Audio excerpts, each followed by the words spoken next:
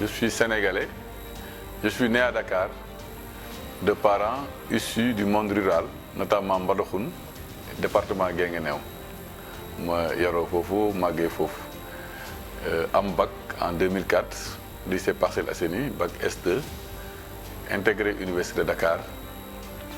faculté des sciences économiques et de gestion def fa 4 ans en maîtrise en analyse et politique économique après ma def sama 3e cycle donc am diplôme bac plus 6 en économie par la suite là intégré la fonction publique donc di liggéey au ministère de l'économie et des finances à la direction de la prévision et des études économiques def naa fa 6 ans ginnaaw gi le président de la République ma nommé ma nekk coordonnateur national bu programme des domaines agricoles communautaires muy PRODAC loolu mooy sama parcours académique ak sama parcours professionnel. ci wàllu politique yàgg na ma intéressé depuis collège depuis CM donc depuis lycée aussi ba université j'étais dans les amicales j'ai coordonné des listes nekkoon syndicaliste à l'université nekkoon membre du bureau de l'amicale yàgg fa xeex bu président Macky Sall di créé parti en 2008 c'est là intégré le mouvement des élèves étudiants républicains man maa nekkoon coordinateur national adjoint bi donc man bu ñuy créé parti bi maa ngi toog fekkee ko occupé fi ay fonctions bu may nekk étudiant yàlla dogal bi nga xam ne nag décidé naa wàcc ci base bi politique à la base yàlla dimbali ma nekk président conseil départemental bu Guinguinéo en 2014 ñu fal ma diriger département bi donc depuis 2014 maa ngi nekk parallèlement aussi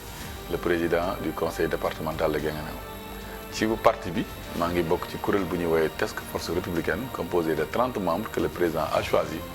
ma bokk ci ñuy porter donc la parole du parti et même du régime ci plateau télévision yi défendre régime bi marié monogame père de 2 enfants 2 garçons notamment ci wàllu programme bëri nañu ay programme yu déroulé mais dinaa ci jël ñett yoo xam ne man particulièrement dañ ma neex parce que mooy programme yoo xam ne man maa ko xalaatal suma bopp sama conseillers yi d'accord ci ak man ñu koy déroulé pendant 5 ans bu si njëkk bi mooy école de la toute dernière chance loolu lu tax ma koy cité mooy daf ñu may tey Guinguinéo nekk le seul département du Sénégal boo xam ne am nañu solution sur la déperdition scolaire maanaam Guinguinéo tey mooy département boo xam ne xale yi suñu leen dàqee école publique ñun ñuy wut ay moyens yu ñu leen fayalee ñu jàngee ci école privée pour mun a yeggali seen jàng damay kontaan bu ma gisee ay xale yu dëkk Guinguinéo nekk université di ma woo wala di ma waxtaan ak man naan man su fekkoon ne du conseil départemental tey suñu jàng yàqu na parce que bu ñu dàqee conseil rek moo nekkoon koo xam ne pare woon na pour fayal ñu ba ñu jàng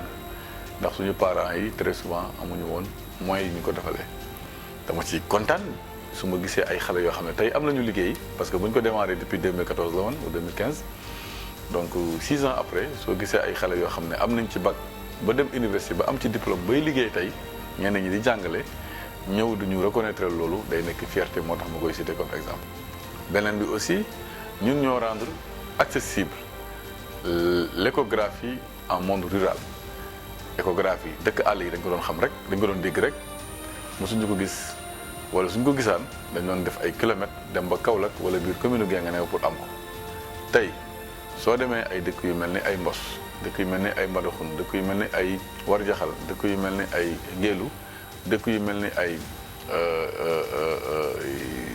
dëkk yeneen dëkk tey soo demee ci dëkk yu bëri ci Guinguinéo ñu dem ba gis échographie mu am seen dëkk coono boobu wàcc jigéen ñi c'est parce que conseil départemental moo ko xalaatoon ñu déroulé ko mu nekk programme boo xam ne bëgg naa ko continuer di ko def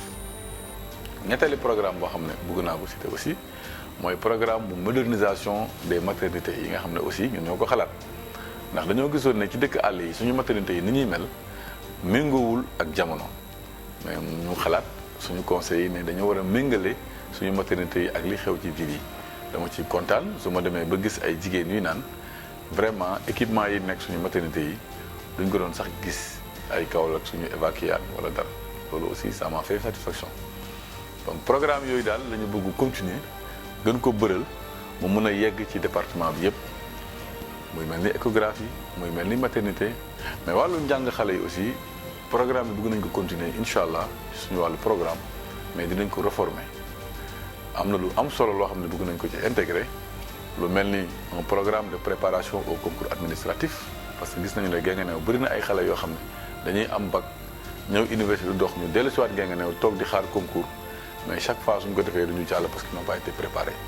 bëgg nañu ci programme école de la dernière chance bi ñu boole ci aussi un programme de préparation au concours administratif ak yeneen i programme yoo xam ne ça nécessitera donc des efforts en termes de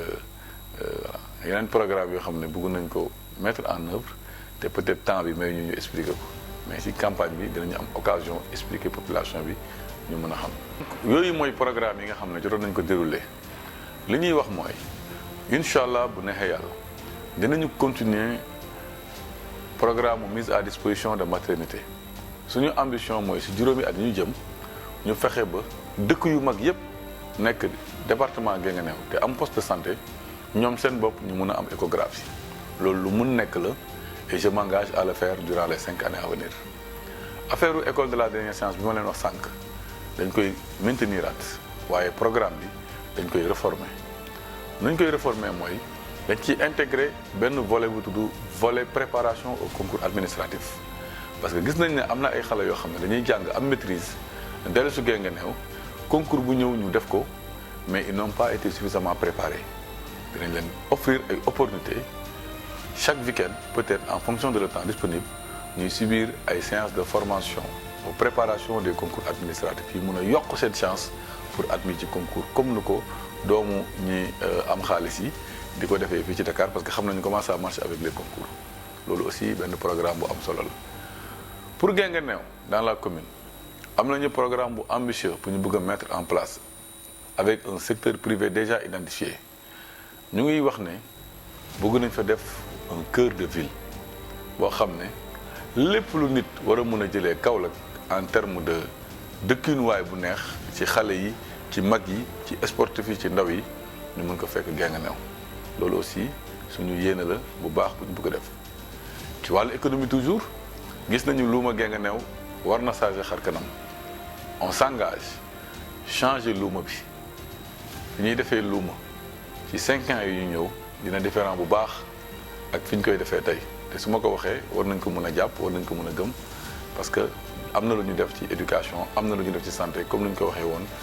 en 2014 laata ñuy maa ngi féliciter Afroactu di ko encourager aussi ci initiative bi mu jël en innovant parce que nag nekk ci paysage médiatique sénégalais te nekkoo ci yu bëri yoo xam ne tey mooy intéressé ñu bëri ay buzz ak yooyu comme ni ko xale yi di waxee mais nekk ci actualité sérieuse loolu innovation de taille la donc ñu ngi leen di encourager di leen ñaanal ñu dem ba Afroactu nekk le site de référence dans le monde mais particulièrement en Afrique